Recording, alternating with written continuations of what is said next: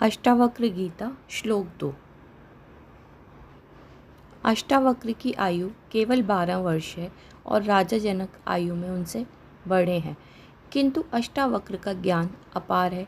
इसी कारण राजा जनक ने, जो स्वयं भी बहुत विवेकी और नर्म स्वभाव के हैं, अष्टावक्र को गुरु पद पर आसीन किया है। अष्टावक्र राजा जनक से कहते हैं, प्रिय, यदि तू वास्तव में मुक्ति की इच्छा करता है तो इन विषय वासनाओं को विष के समान छोड़ दे। एक ही वाक्य में अष्टावक्र ने वैराग्य का गूढ़ रहस्य राजा जनक को बतला दिया है। इसका अर्थ है कि अष्टावक्र राजा जनक को समझा रहे हैं कि यदि तुम इसी प्रकार इंद्रिय सुख के पीछे भागते रहोगे और सदैव इंद्रियों की तृप्ति के लिए तत्पर रहोगे तो आत्मज्ञान से सदा विमुख रहोगे, क्योंकि इच्छाएं कभी समाप्त नहीं होती और ना ही इन इच्छाओं की पूर्ति की जा सकती है, क्योंकि एक इच्छा पूर्ण होने पर दूसरी इच्छा और दूसरी इच्छा पूर्ण होने पर तीसरी इच्छा जन्म लेती रहती है।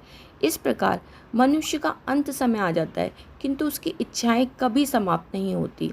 ठीक उसी प्रकार जैसे अग्नि में घी डालते रहने पर अग्नि और तेज प्रज्वलित होती है, इसी तरह मनुष्य की वासनाएं एक जन्म से दूसरे जन्म तक चलती रहती हैं और जीव जन्म जन्मांतर की यात्रा करता रहता है और इस यात्रा में उसे न जाने कितने सुख कितने दुख भोगने पड़ते हैं, जाने कितनी ही योनियों में जीव भटकता है।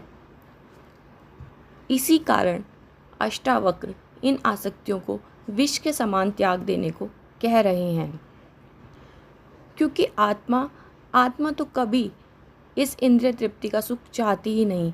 आत्मा तो शाश्वत है, सरल है। आगे अष्टावक्र कहते हैं, आत्मज्ञान प्राप्त करने के लिए संसार छोड़ने की कोई आवश्यकता नहीं। विषयों का त्याग करने से यहाँ तात्पर्य बिल्कुल भी यह नहीं है कि मनुष्य वन चला जाए, खाना पीना छोड़ दे, अपितु मनुष्य कम से कम आवश्यकताएं रखे और जीवन के लिए जो जो आवश्यक हो उन सब वस्तुओं का उपभोग करे। बहुत अधिक सांसारिक विषयों के प्रति आसक्ति रखना, बहुत अधिक संग्रह करना, ये सभी कर्म जीव को बांध कर रखने वाले हैं।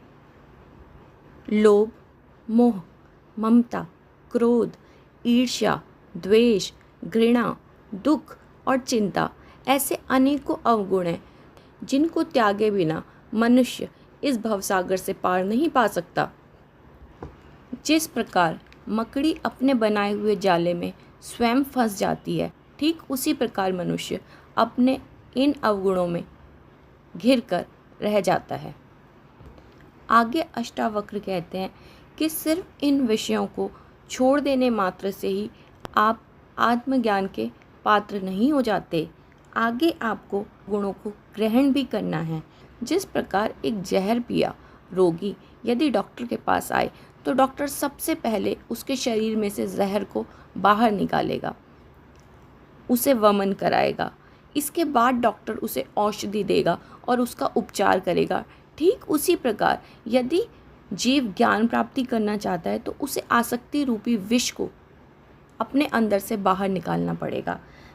फिर क्षमा, सरलता, दया, संतोष जैसे अमृत का सेवन करना होगा। जब आपके अंदर किसी भी प्रकार की इच्छा समाप्त हो जाएगी तो आप मैं, मेरा, मेरे लिए, मुझे इन सभी शब्दों से ऊपर उठ जाएंगे। इच्छा नहीं होने पर आप किसी भी प्रकार का संग्रह नहीं करेंगे, चाहे वह धन का हो, चाहे विषयों का हो या भावों का हो।